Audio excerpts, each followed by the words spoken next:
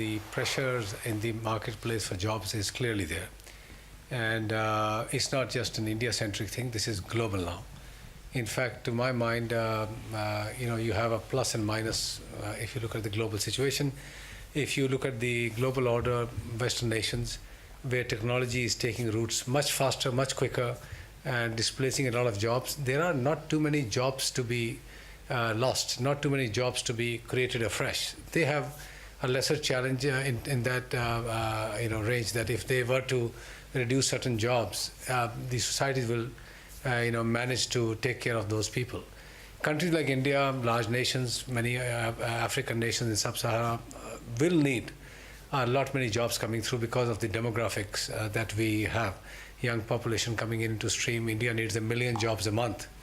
And how do you create those jobs, especially when large companies have stopped creating jobs and using technology to not grow jobs? So we'll have to find our own ways and methods.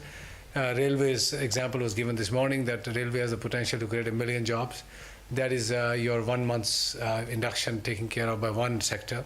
Can there be 12 other engines or 120 other engines of growth in India, which can therefore create those kind of opportunities?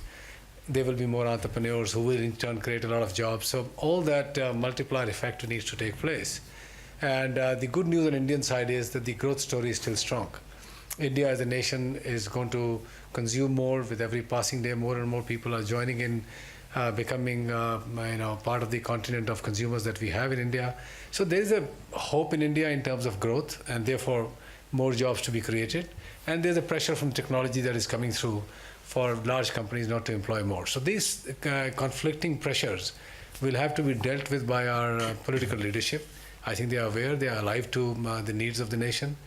And in the end, as I said, business must wake up to the needs of the society, needs of our young people who need opportunities, if not jobs, then entrepreneurial openings, and we need to be conscious of that. One more question. Can you please wait for the microphone so our live stream audience has the chance to hear your question, please? You spoke about how technology has moved, especially in telecom, from 3G to 4G, now eventually to 5G.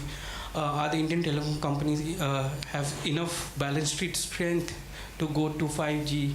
And what do you make out of the competition which is there, which is almost leading to only 3 players and 1 common player in the market? Well, very clearly, the market has consolidated. We all know that. And as far as investments are concerned, I think investments in India have accelerated.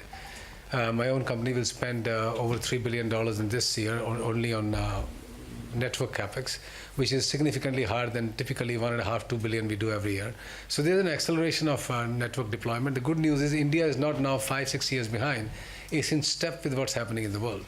Our 4G networks are exactly the same as the world. And many of us have started to experiment with MIMO, with early 5G networks. So I don't think India will be anywhere behind.